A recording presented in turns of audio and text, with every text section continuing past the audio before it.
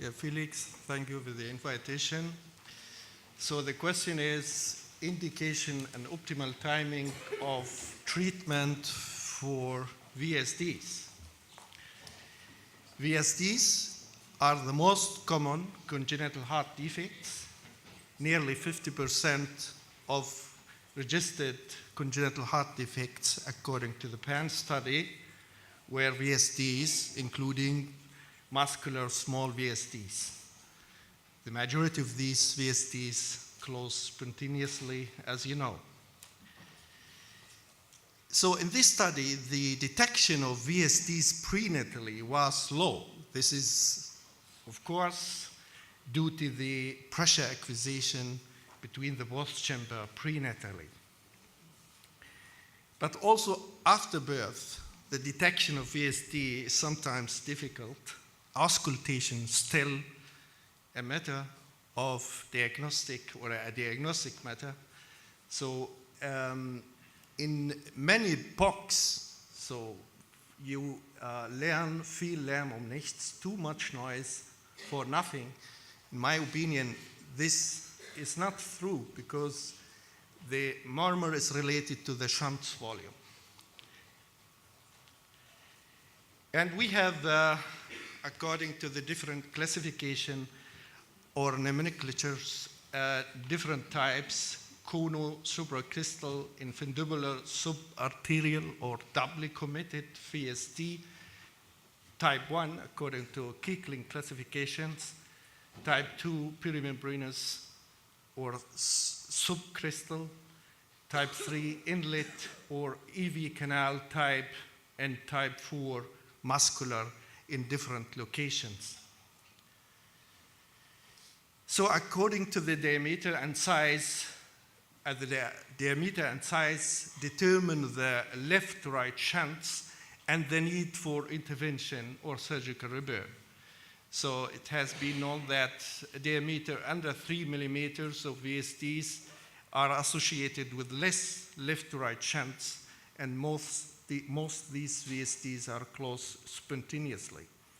So VSDs with diameter between 3 to 5 millimeters are associated with moderate left-right shunts, and the big VSDs, one cannot not oversee them.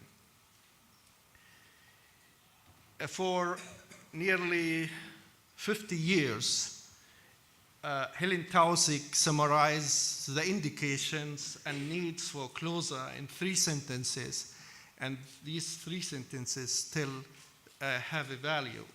Small with hemodynamically insignificant left-to-right shunts, there is no need to close these defects. Indicated to close are moderate to large with significant left-to-right shunts, and contraindicated large VSDs with right to left shunts.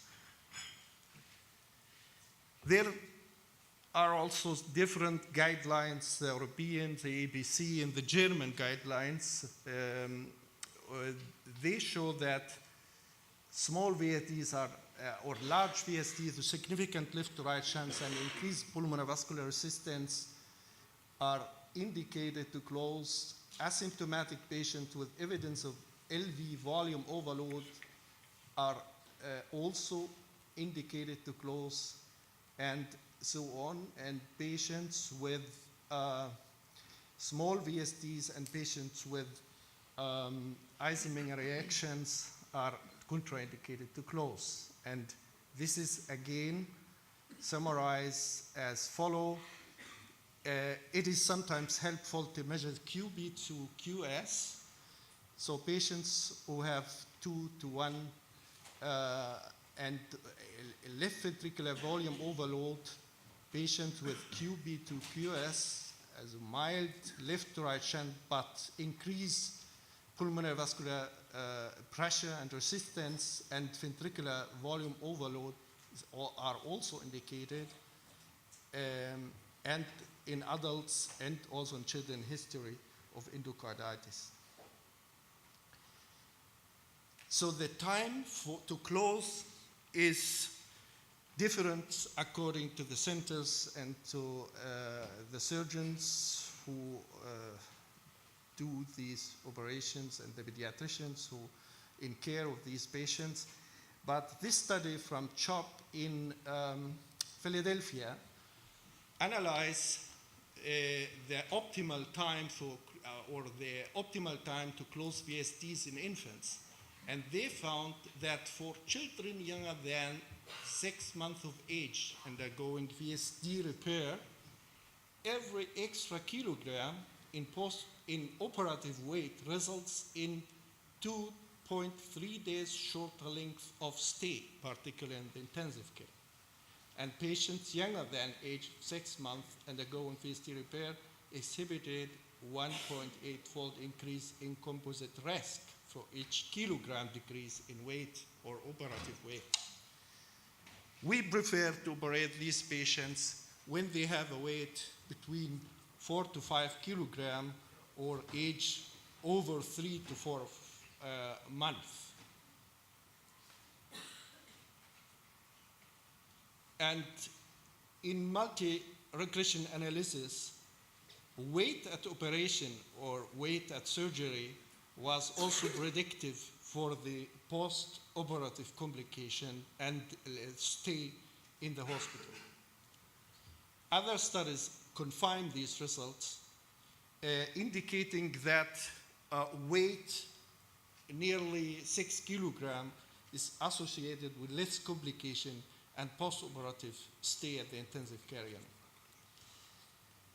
So the neonates, the most neonates needing surgery for VSD closure are neonates or infants, and the nutrition and energy metabolism and intake play an important role. You see here the neonates, they have anyway increased energy intake and metabolism, and their growth is very fast in the first year of life. And when these babies have heart failure, they need much more energy intake. This has to be considered in the management of the patients until the operation. So in my opinion, the increase of energy intake with the nutrition, optimizing the nutrition intake via, kan we dat terug, bitte?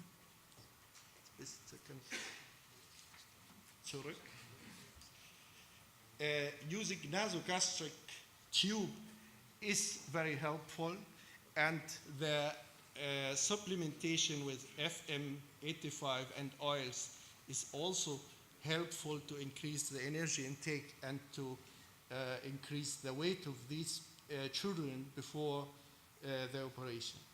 And breastfed infants may not have required energy intake. This has to be always to discuss with the mothers to consider that in the care of these patients before the operation. The somatic management, these children have heart failure signs, and those with symptomatic signs, we treat them with diuretics, beta blocker, and HCA inhibitors. And immunization, RSV prophylaxis, in high-risk infant is also indicated. Other non-medical variables may play a role in the decision-making when to operate these patients, as these studies from the United States show, and they show that children who have private insurance, they were operated earlier than those patients who have no insurance or normal insurance. And the case volume of surgical centers play also a role. Centers who have an increased or high case volume operate the babies earlier than centers who have less case volume of cases. In some patients, pulmonary arterial bending is indicated. This is the case in multiple VSDs, unbalanced ventricle, univentricular physiology, and potential for Fontan palliation and also associated morbidities such as prematurity, pulmonary dysplasia, infection, neck, cerebral bleeding, and associated dysmorphias and syndromes. But the bending have also disadvantage, such as right ventricular pressure overload, abnormal right ventricular hypertrophy, double-chambered right ventricle, residual obstruction, pulmonary arterial trunk, and dislocation of the pulmonary arterial bending.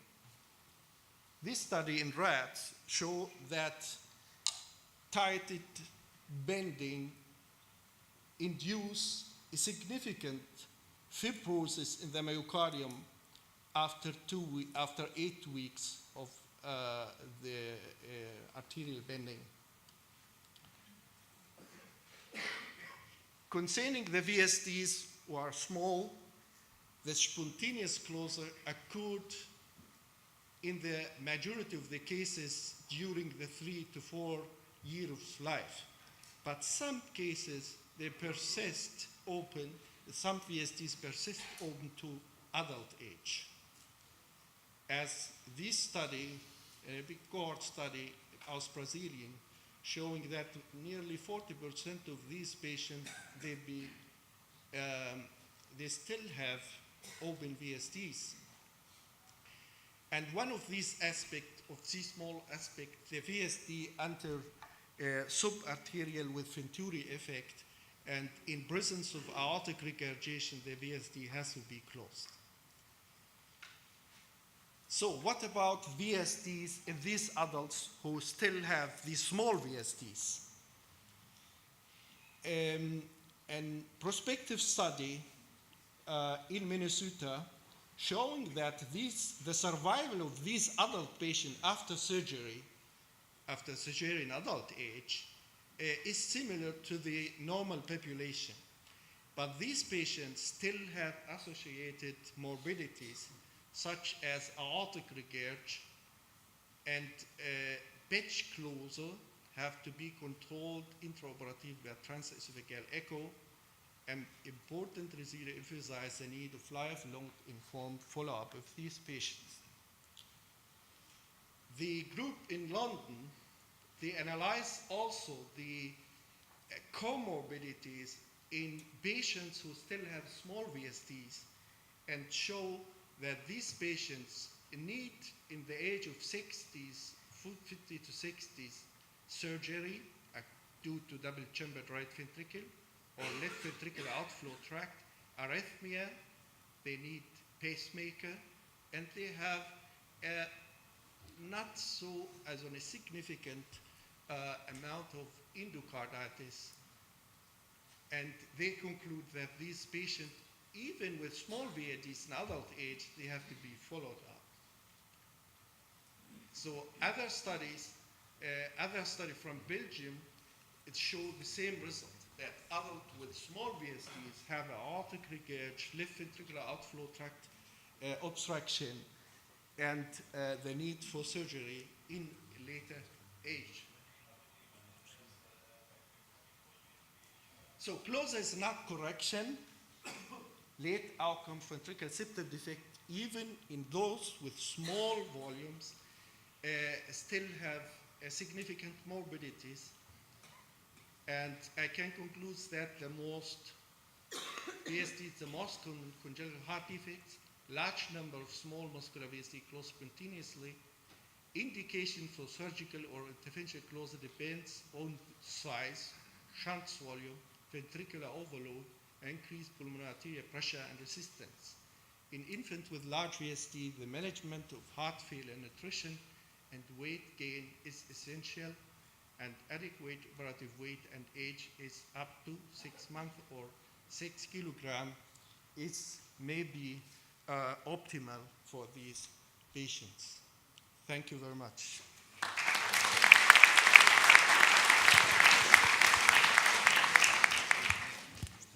Thank you.